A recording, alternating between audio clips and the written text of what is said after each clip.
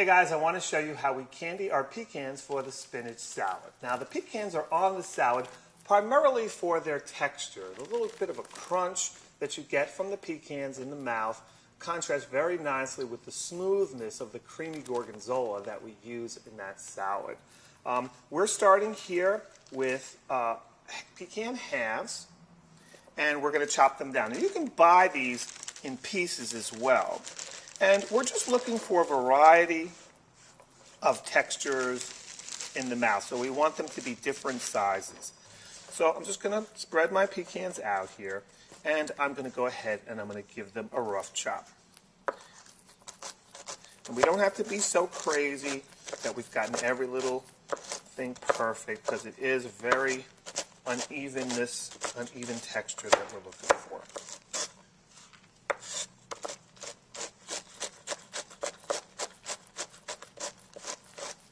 Some big pieces, some little pieces. It's going to add a nice little variety in the mouth.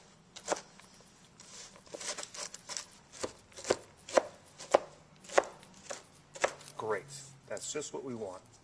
A few big pieces, a lot of small pieces, a lot of medium-sized pieces. Okay. Let's take all these, and we're just going to put them right on a sheet pan that we've lined with parchment, and we're going to put them right in the oven. Okay. Spread them out. Running my hands over them to spread them out pretty evenly. This is exactly 1 pound that I have here. Okay, so we're getting ready to toast our pecans at right around 360 degrees. Let's see how to set up our oven to get the temperature that we want. The middle deck is almost always turned on. Here it's set for 368 degrees Celsius. That's about 700 Fahrenheit. And the bottom deck is often turned on as well. That means that the top deck, even if it's turned off, is still going to be pretty hot just from the residual heat rising from the other two decks. So I may have to set this on just slightly just to boost it. So generally the oven is about 250, 275 just from residual heat. I may have to turn this on, boost it just slightly, or it may actually be hotter than I need, and I might have to open the oven door, which you're welcome to do, and just let some of the heat out for a few minutes. So you have to work to adjust the temperatures. Even though you have dials here, it's a little harder to just dial it in using this panel because of the interference of the other decks. So you're much better off, to be honest, using a temperature gun and testing and seeing where you are. And right here I'm seeing that the temperature is just slightly below what I want it to be on the bottom deck. The top deck is exactly the temperature I want it to be. So I'm just going to boost the bottom just slightly. I'm turning the top off, and I'm going to boost the bottom just ever so slightly so it clicks on for just a few seconds. It's not, we're talking about 15 degrees, that's all. Now, I'm getting set up to put the pecans in the oven. What I want to do is I want to put them on this cooling rack. I want to take the entire sheet pan full of pecans, and I want to put them on the cooling rack. And that prevents any unevenness that might occur when the sheet pan touches the stone. I don't want it to touch the stone. I want it to float in the middle so that the temperature is as even as possible. So I'm going to take another temperature reading, see where I am.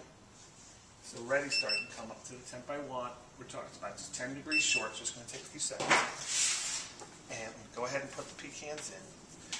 We're looking for them to bake just around 10 to 12 minutes. Let me show you what these pecans look like at 3 different stages of roast. So here we have ones that are raw, ones that are in the middle, that's our target, and the ones that are a little bit over roasted on the right. So the first ones are beige on the outside and a little bit yellow on the inside. Now we've toasted them up for just a little bit, just a mild roast, that's what we're looking for. And now you can see that the middle one, the outside, is a little bit more color and the inside has turned white. Now it's turned white because most of the moisture has boiled off of it.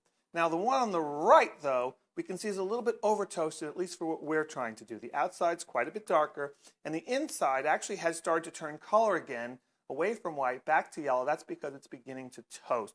You can also see that it's a little bit more brittle, it's a little bit more crumbly, and that's a little bit too dry and crackly for what we're looking for. This has actually lost a substantial amount of its weight and has less of a substantial mouthfeel than this middle one does. It can be drier and cracklier, but not really as pleasant on the salad. So we're going for that one right here in the center. Hey guys, I want to show you how we candy the pecans that we just roasted. I've got a pan here, and I'm turn it on, and I'm going to get it going with my butter and my brown sugar. And that can just sit for a while. It's on high heat for just a little bit. We're going to reduce it down to medium heat as it gets closer to actually melting. Stir it around just a bit, but no big deal. Doesn't need much. Okay, while that's melting here, I'm going to just prepare my pecans. Just going to put them in the center here, just so that they're easy to get off, and I can get them in my pot real quick. Now these are roasted and fully cooled. It's perfectly fine to take them out of the oven and go right into the sugar, but you can't go the other way. You can't have the sugar be ready and not have your pecans ready, because the sugar, once it's going, it's going. So we've got our butter and sugar in the pan. Now, even though it's going now, we have to keep going because we don't want it to be grainy. I'm going to drop my heat a lot.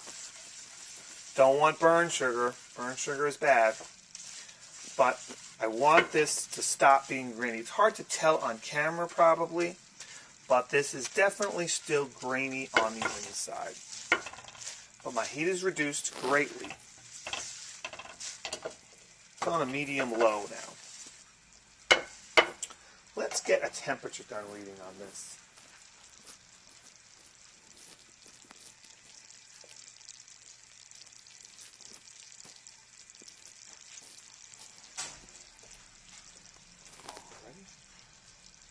Temperature gun reading is about 245, so I'm in no danger of burning.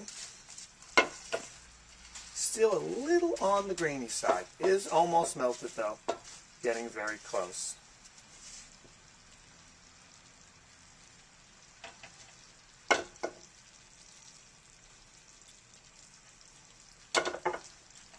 Okay. When you see it starting to foam up there, let's take another temperature reading. 255.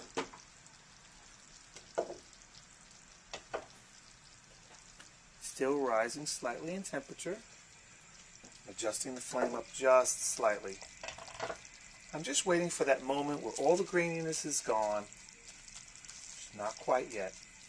If you see it sort of, if you divide it and you see it sort of turn over like that, then it's not quite ready. You want it to be a little bit more of a liquid.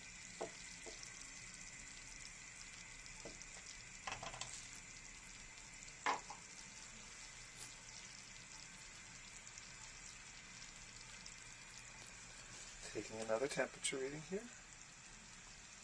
255.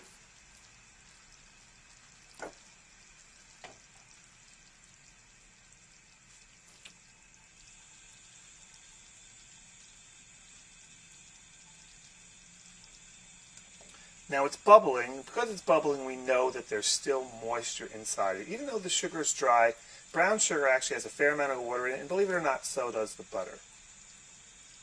If it were to stop bubbling, then we'd know we're in danger that it might turn over. Okay. Just a little bit more. I'm just being super careful here. You can definitely go a little faster once you've got experience.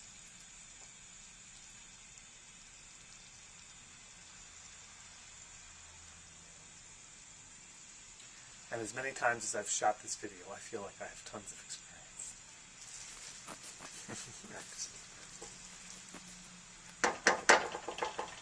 Taking another temperature reading. It's over 300. Okay, I'm going to go ahead now and I'm going to turn off the heat. And I'm going to take my pecans. And I'm going to dump them right in. Put my parchment paper back on, and now I'm going to give them a toss. Now my heat's completely off at this point. Turned it off as soon as I stepped away. You never want to have your heat on, step away from sugar. Look at that. They're perfectly coated. Just stirring them up to get that coating on. Now, there is a danger, which is that they're going to stick to each other. So we have a solution for that. We're not making a brittle here after all. We want to be able to scoop these out.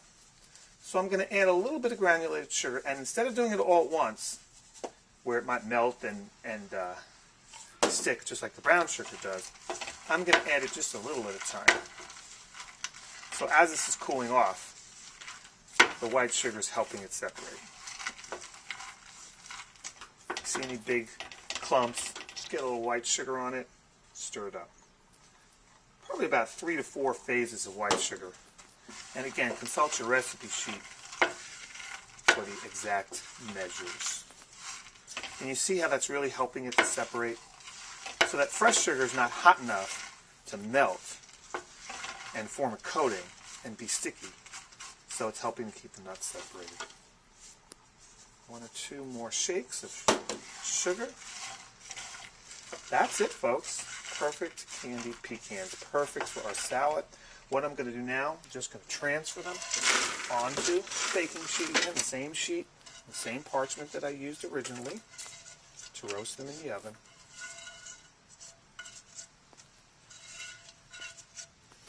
And I'm going to flatten them out.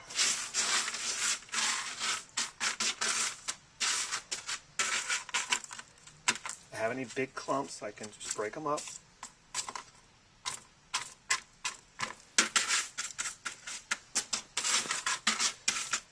And that's it. Perfect. Thanks, guys. Thanks for watching.